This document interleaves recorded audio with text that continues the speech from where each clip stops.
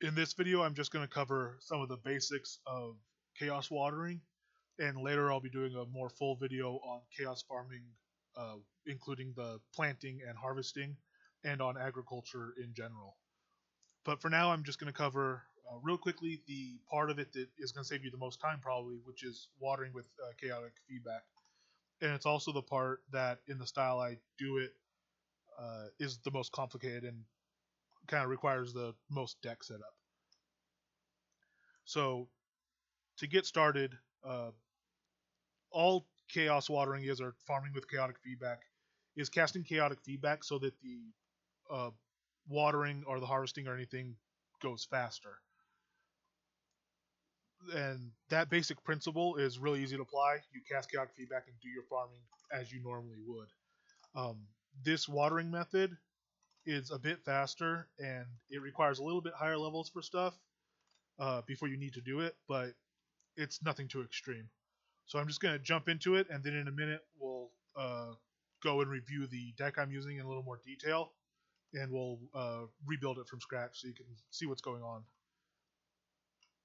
But the basics of it is I have um, my watering in a dynamic slot, and that reduces the cooldown on it, which removes one of the hard limiting factors of farming with chaotic feedback and watering with chaotic feedback, which is that you'll burn out a locked watering glyph, and that'll be limiting your speed. Um, the cooldown on watering does reduce as you level it, but you get to a point where it's not practical to level anymore. It just takes too much XP, too much producer XP. So at that point, going to a dynamic deck is really the only reasonable way to speed it up. Now in this deck, Mind Lock, which is what I'm hitting after every water, is doing two things. One, it's keeping these stacks up so they don't fall off. And two, it's actually breaking the animation of watering. So you see when I'm done watering, I can't move. I'm tapping forward right there. I can't move even after the bar has completed because I'm still in the watering animation. So what you can do is start another animation like the one for Mind Lock, and that'll actually override the watering animation and let you carry on.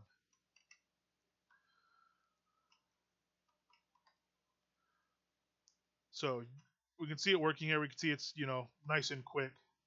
We'll look a little more now at the actual deck construction and see what's going on there. And go ahead and finish that up.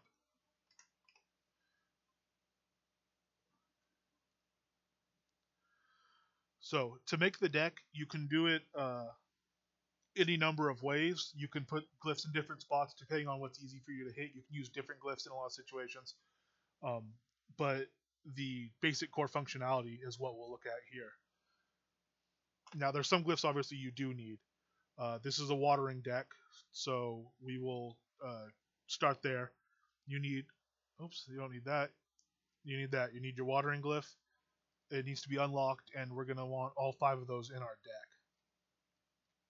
And that harvesting glyph, I actually will put on this deck because this is the same deck I use for all my farming. So we'll just throw that on there for now, even though we won't be using it in this video.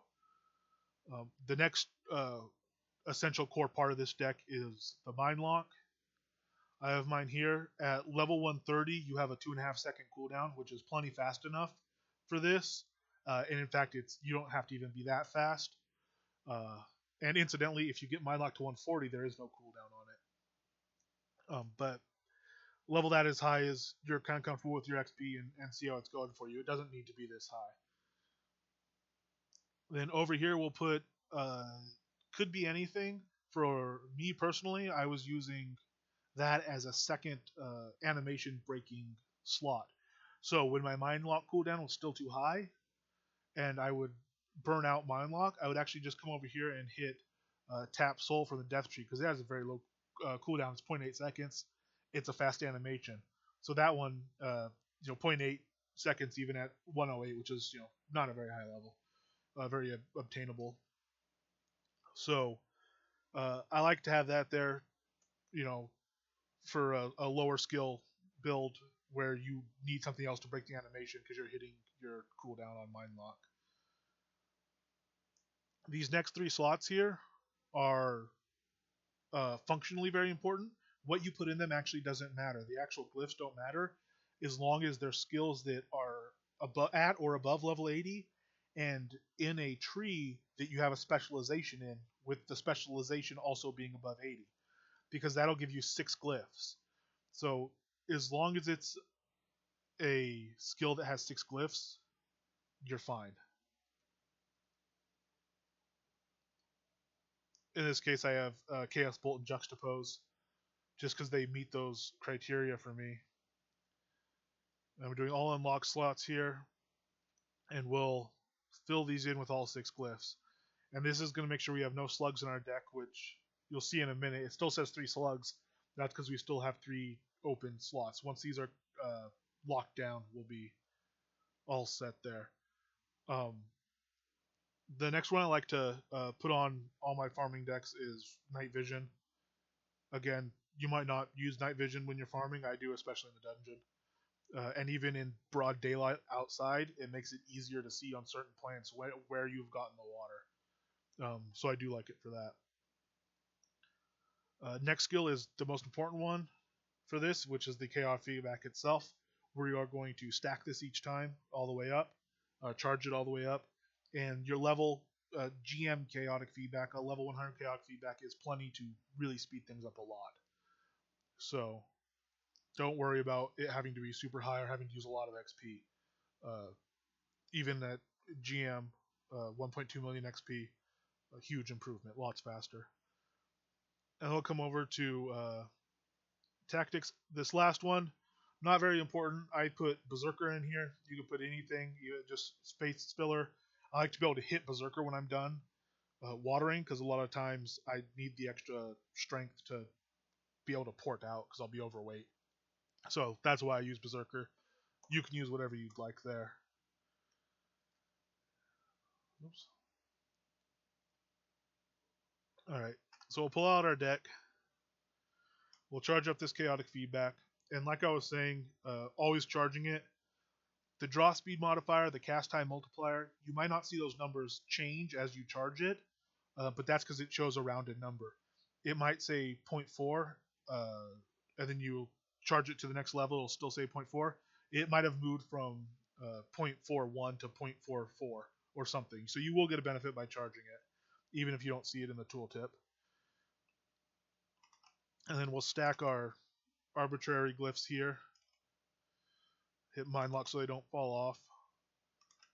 These can be, again, any position on the bar, whatever is easy for you to stack from. And over here, I actually have the 0 slot tied to mouse wheel down. This 9 slot is a side button on the mouse. This is my mouse wheel up. And this 7 is another side button for the alternate animation breaking glyph. So that's why I have those in those slots. And so mouse wheel down, side mouse, mouse wheel down, side mouse, mouse wheel down, side mouse. Just makes it very easy for me as I'm going through. So pick whatever hotkeys or whatever deck slots are best for you to make it easy. And I'll go here, see I can hit the soul tap, and you'll see it's also breaking that animation. So if my mind lock were all built up, it had the heat built up, I could just use that alternate glyph as long as I remember to occasionally hit mind lock so that my stacks don't fall off. And that's really all there is to it. Once you get the deck built, it'll probably take some time to get used to. It took me quite a while to get used to, just to find the rhythm of it. But I would really recommend, even if it's a little bit cumbersome at first, kind of sticking with it and giving it a good chance to see how fast you are once you've had the practice at it, because you really can get going very quickly with it, even with a lot lower skill levels than I have here, because I'm using a lot of skills I use in combat. Most people don't need very high chaotic feedback. Most people don't need chaotic feedback at all. So even if you're only taking it to GM, you won't be quite this fast, but you'll be a lot faster than just your plain watering. And you won't have to worry about running up against the cooldown timer on the actual watering glyph, and you'll be able to break that animation so you can just keep getting faster and faster if you do decide to put more XP in. And I don't know what the limiting factor for this setup is realistically, because I've not hit it, even though I've put quite a bit of XP, producer, and adventure into it. It's still capable of handling a lot higher skill levels than I have, or probably will ever have. So hopefully you find it effective. Hopefully it's nice for you. And if you have any questions, you can put them in the video below, and hopefully I'll answer them there, or they'll be answered in the next video, the more full video on watering. Now I was trying to pad it out to show you, but this is the end of the dungeon here, so we're almost all the way through 2,240 plants or whatever it is. So pretty quick, and I hope that helps you out.